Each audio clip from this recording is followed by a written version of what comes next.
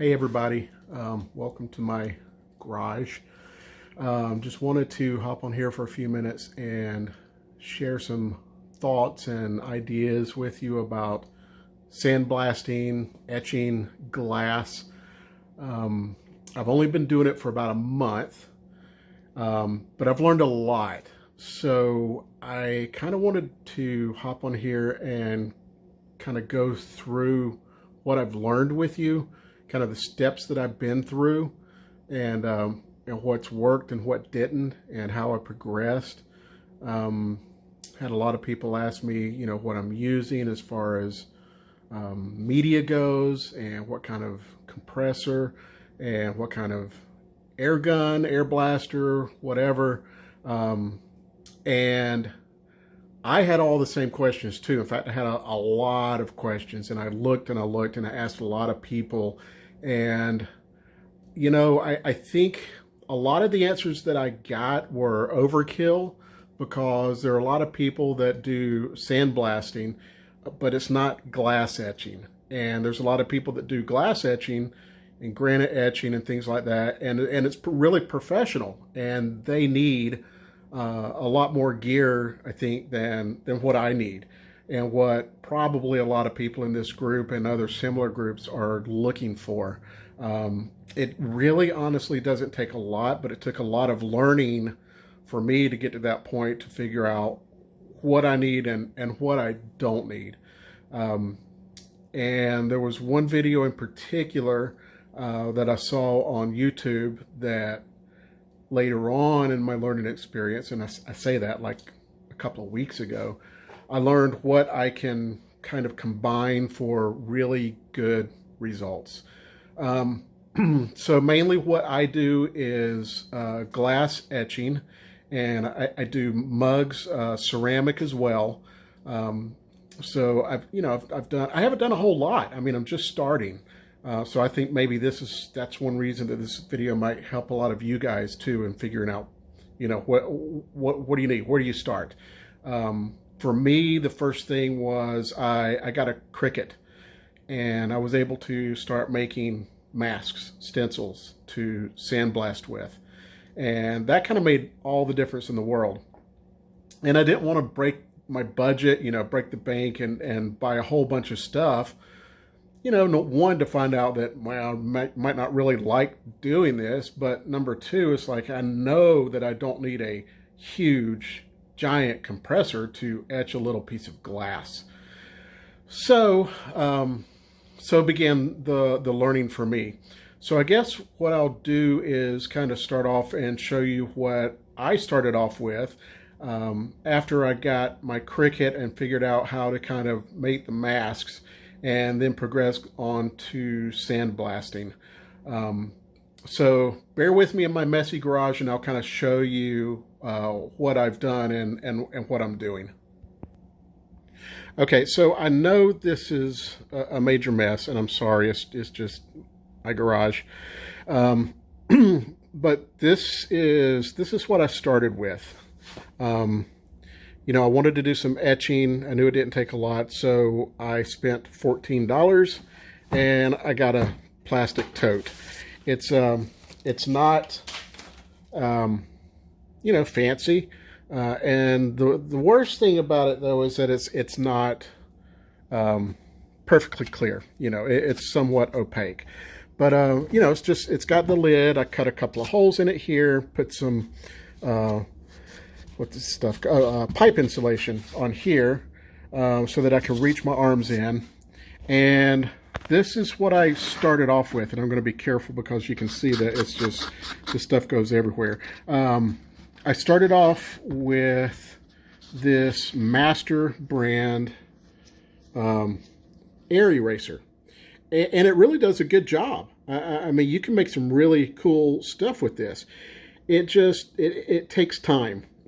And it uses very fine media. I was using aluminum oxide. In fact, all I've used is aluminum oxide. And in this one, I was using 240 grit. And, it did pretty good in there. I mean, I got some nice projects done. All the media collected in the bottom. When I was done with a few jobs, you know, I just kind of tilted this thing to the side and, you know, in the corner, collect it, use a little strainer here, and strained it all back into a glass jar here so that I could, you know, reuse it. I did order this off of Amazon. Haven't even used a lot of it yet. It's the Pache, I guess is how you say it. It's the aluminum oxide 240. I've used some of that. But like I said, it does great. And if you're just doing a few little things, it's going to be fine for you. It works really well. I mean, it is what, you know, glass etching is all about. But like I say, with this little air eraser, which is a good thing, I got it on Amazon. It's just kind of slow. You know, it's kind of, you know, doing really small areas and going back and forth over them like that. And, you know, it just kind of gets to the point. It's like, okay, I want to be done a little quicker. So I thought, you know, what can I do? By the way, I was running this. Initially, I have, you guys forgive my mess. I mean, I'm really a wreck right now. Little air compressor that I'd gotten off of Amazon years ago. and it was doing okay. But then I thought, well, let me just hook it to, you know, this bad boy. And this is what I was using for quite a while. And this is just a 6-gallon. It's 150 PSI, 2.6 cubic feet per minute. And, you know, and I was running about 75 PSI on this thing through this gun. I don't know, some people might say that's too much. I don't know. But it was working. So that's what I used for a while until I got to thinking, you know, I just want to do more pieces, you know, larger pieces faster. And one thing that really discouraged me was when I'm using these things, even though I was using, you know, some cheap gloves that I got at the dollar store that come up my sleeve, you know, even when I'm reaching in through here, you know, I got the gaps there. And this media, man, it gets everywhere. And so I'm thinking there's got to be a better way just to keep it contained. So that's when I started entertaining the idea of a different blast cabinet. Let me just interject to say that I used this little light. I got it at Lowe's years ago. I don't think they make the same model, but I would just put it up against here like this and turn it on. And, you know, get some good light, get some reflection. But if you get your eyes right up to it, it works and it lights it up really well. So, you know, my whole thing was this is a hobby. So why I don't want to spend a whole ton of money on it, but I want it to work. So I was, you know, maximum utilization of available resources. So that's what I was doing for light. Okay, so back to the idea of a bigger blast cabinet. I went to my Harbor Freight, used a coupon, and ended up getting their benchtop blast cabinet. And that's this guy right here. I've been using it. I broke it down today to clean it because I wanted to make some modifications and I needed to seal up some places. When you get this thing, it comes with a tube of silicone sealant, and it looked pretty well sealed up, so I didn't use it. But the good thing is now that I've used it some, I kind of know where it leaks and what I need to look for. So,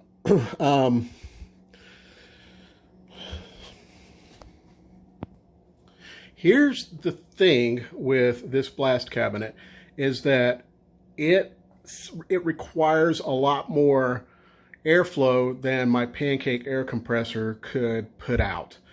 So, you know, I used it a little bit, tried to use it with my pancake compressor. You know, I mean, it's a great cabinet, but the problem is the cabinets like this are rated the square foot per minute or cubic feet per minute based on the nozzle, as I understand, and also the hose as far as the media pickup and the siphon tube and things like that. So my compressor just wasn't going to cut it. So when I got this thing, I also picked up this guy. So this is a spot blaster kit from Home Depot as well. This thing's 30 bucks. I got the inside track with Harbor Freight. So I got the cabinet for 99, and I got this guy for 30 bucks. I used a coupon for it too, so it was like 24, something like that. Now here's the deal.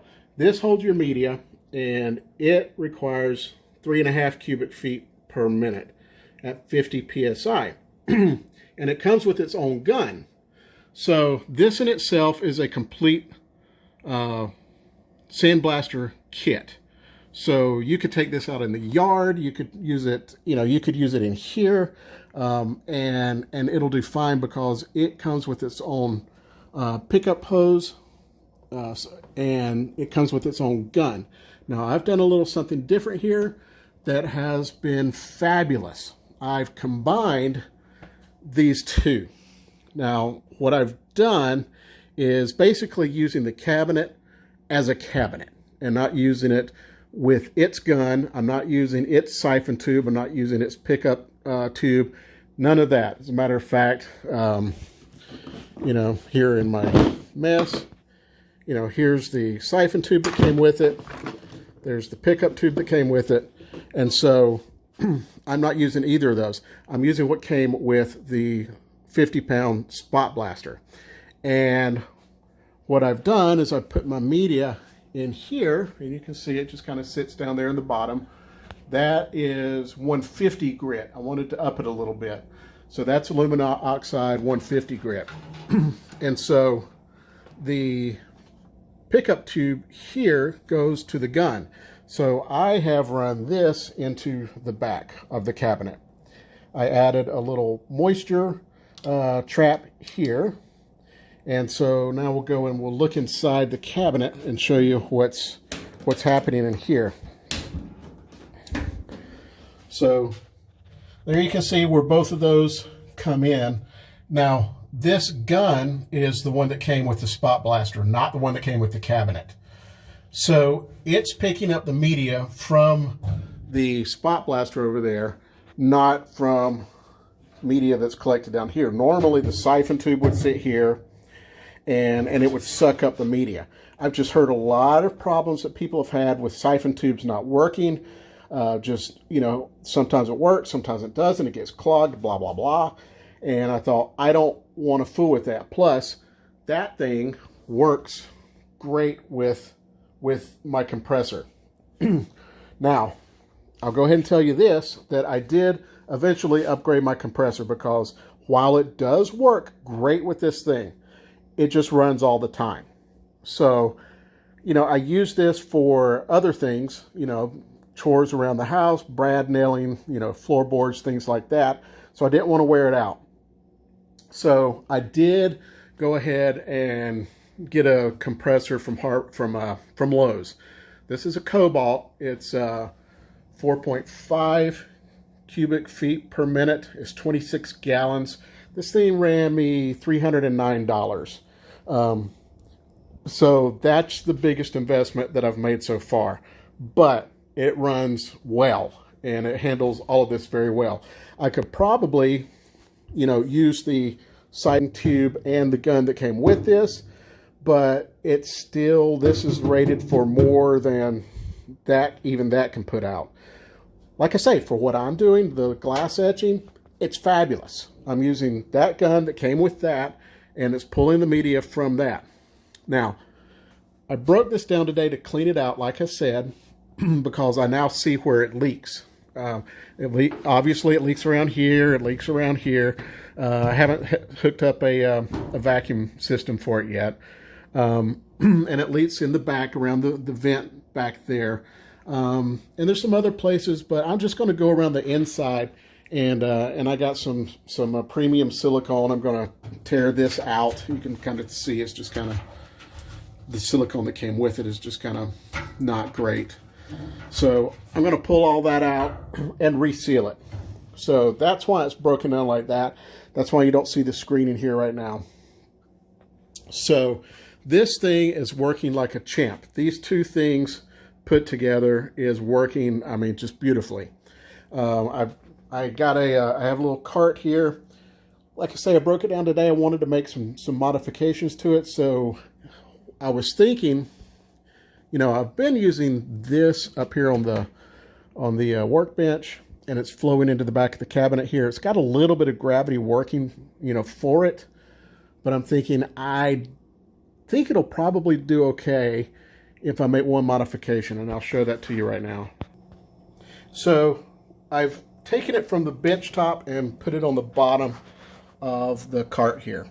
And you can see the pickup tube for the media, just, you know, it's still right there. Comes right up into the back of the blast cabinet. I have not run this yet, so I'll go ahead and let you know that I'm not sure. I think it'll be fine. I don't think the gravity pulling it up is going to make that big of a difference. I don't know. If it does, I'll just put it back up on the bench top. So what I've done is I cut a hole in the very bottom of the well here and put a piece of threaded PVC with a slip connector on it. I sealed this hole off. I took the connector that came with the cabinet out and just sealed that off with a piece of plastic and glued it on there. This is 3/4 inch, I believe. Actually, that's 1 inch thread. And I can't show you the bottom side because it sits down in the cart here. But on the bottom here, you can see where it comes out. Now, I've made a little piece of 3-inch PVC, put a ball valve on there, and I can take this guy, put it in like this, and I'll wiggle it up in there later, but I don't even really need to connect it. I mean, I don't really need to glue it. And I probably won't, so I can move it in and out. But with the valve open, theory is, and I'll report back to you and let you guys know how it works, is the media just drains after I use it back down into here. And obviously I'll sift it later as I need to, but I haven't found many large particles in what I'm doing. So I'm thinking that I'll be okay. I'll let you know. So basically what that does is it gets me into a position to where I can sandblast with my media. I don't have to, you know, scoop it in and out of the cabinet. It just kind of recycles by itself. So we'll see how that goes. One other thing that I did find out is this cabinet does create a lot of static electricity. So I put a grounding wire on here. I just used some electrical wire, stripped it. It's just grounding wire. And of course you can clip it to anything that you want to. I just put a banana plug on it and I shove it in the ground outlet of an AC outlet. So, actually I think I just broke that off. Yeah, I did. I guess I got to fix that too. But anyway, this thing is doing great. For etching, glass, ceramic, I get good deep etching in the ceramic. Nice smooth results with the glass, even with the 150 media as opposed to the 240. I'm getting really smooth results. But just to let you guys know, if you're like me and wonder, hey, will this pancake compressor work in combination with that? Yeah, it will, and you guys will do great. If you move on and you want to contain your media and you want to just, you know, keep it cleaner, you know, add the cabinet. And if you can, to keep your pancake compressor from overheating and running all the time, you know, just go ahead and add yourself, you know, 27, 30-gallon compressor. You know, we're not blasting auto parts here. We're not, you know, cleaning tools. We're not doing anything major that needs a lot of work, and we're not doing it all day. We're not doing it 5 days a week. We're just doing little pieces here and there. So bear that in mind. You don't have to break the bank. You don't have to buy the world. Just, you know, these few pieces will do you great. A lot of us have the pancake compressor laying around. I think that's like 70 to 100 bucks. $30 for the spot blaster, $99 for the cabinet. You know, use your Harbor Freight coupons, and you'll do great. Eventually add a bigger compressor if you want to, and you're in business. So anyway, that's a little bit of what I know, what I've learned. This is a lot. I hope this video helps you. If you have questions, add a comment. I don't respond a whole lot. I'm usually out here messing things up more than they are now. But I'll try and put my email address on here too, or you can just hit me up on Facebook Messenger. You know, I'm happy to help, happy to learn, and thanks all to you all guys who have helped me learn what I have so far. It's been a big journey over the past month of learning a lot of stuff, and it hasn't been without your help, so thank you. All right, guys, you guys enjoy and good luck, and let me see some of your stuff that you make.